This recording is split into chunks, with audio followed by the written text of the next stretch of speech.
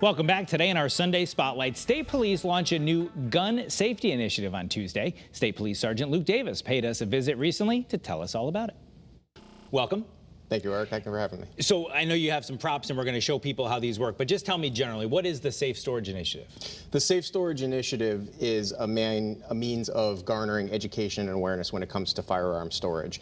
So it was an opportunity for a grant that came to my attention last year, and I applied for the grant to help raise that awareness, especially when it comes to new gun owners and starting good, safe habits right from the get-go. And so we're talking about these safes, which you're going to show us in a moment. 1,500 new pistol permit recipients are going to be given one of these when they get their pistol permit. And the idea is, hey, right from the jump, we want you to be safe. Absolutely. So we're going to be launching this on July 1st, and when it goes into effect, new permit recipients that are coming into State Police headquarters in Middletown, when they actually get their physical permit, are going to have that opportunity to participate in this grant. So they'll be receiving a brand new handgun safe, and they'll also be receiving literature to show them different laws as well as safety tips regarding the safe storage. And I want to look at this in just a moment, but the big thing is, so much can be gained by using a simple device like this. I mean, what do you tell somebody if they say, Sergeant Davis, why is this so important?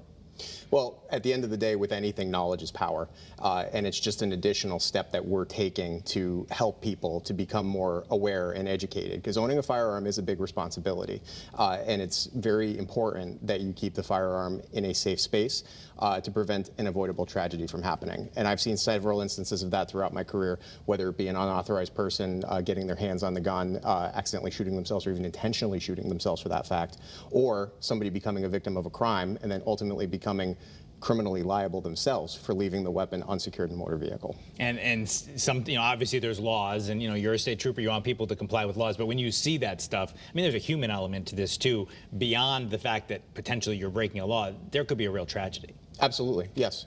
And so that's certainly more. So tell us about this. This is what these new recipients are going to get. Just grab the keys here and walk us through what this is. So these are the units that we're going to be giving away. So they're Sentry Safe, basically a handgun lockbox. Just I'll tip it up so people can see just a Sentry Safe there. So it is actually actuated by a key lock, which does open up and has ample storage space.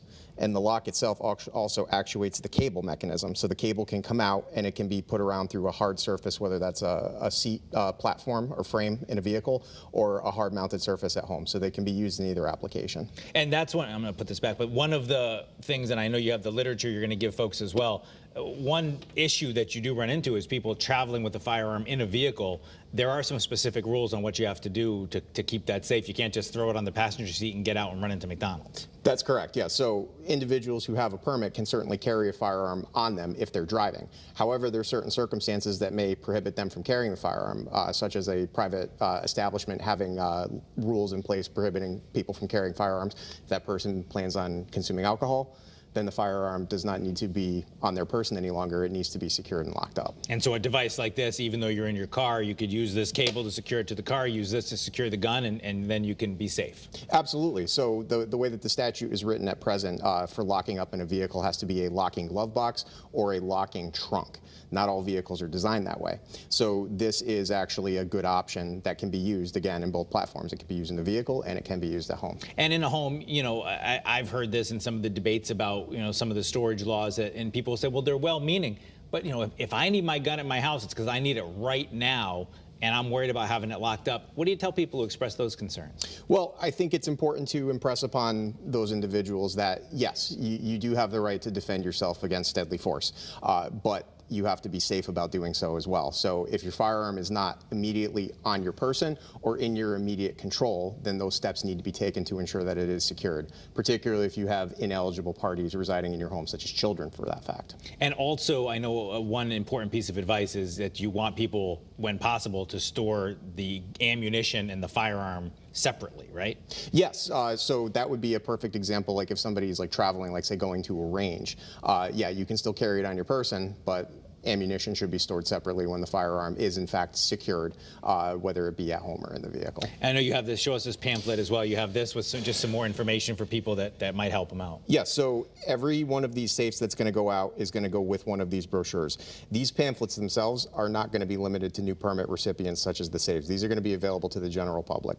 So also starting on July 1, there are going to be these brochures publicly available at all 11 state police barracks across the state. And it's just something that, like I said earlier, and you have them here, you have cites to the general statutes that people have to follow, and it's the law, you have to follow it. But gosh, you're going to be a lot more upset about the tragedy than you are about the violation of the law. Correct. Correct. So again, we're really just trying to impart that additional knowledge on new gun owners so that they are starting good habits from the get-go and they're being safe and responsible with a deadly weapon. All right, so we're just about out of time, but just run through it again. If somebody's watching and maybe they're not a new pistol permit holder, but give us just real quick again what you want to impress on people. What are the important things that they need to know about safe storage? Number one important thing that everybody needs to know is to ensure that the weapon cannot be accessed by somebody who is not eligible to possess a firearm. So anybody who may be subject to a risk protection order, a child, somebody who may have high-level felony convictions, anyone who cannot physically possess a firearm by law cannot have access. So that is part of a responsibility of a safe gun owner by law to ensure that those parties do not obtain access to a firearm. And certainly some important advice on this Sunday morning. Now, we know next week is a holiday week. Many of you may be away for the 4th of July long weekend or maybe just out on the beach. But I want to tell you what's coming up next Sunday morning. We have our annual summer Eric and Luann's book club. Luann Rice will be here with some great summer reads. We're also joined by Wally Lamb. His latest book was just picked by Oprah Winfrey to be part of her book club. And you have to stay tuned for our Sunday Spotlight. It's next Sunday morning. Caleb Cohen. He's from Madison. He's a singer-songwriter. You may have seen him on TikTok. He's got a big song that is now part of a Starbucks commercial. He might be the next big thing, and he's joining us first. Be here next Sunday morning. That is CT25 for this week. CBS Sunday Morning's coming up next. We'll meet you back here in Studio A next Sunday morning.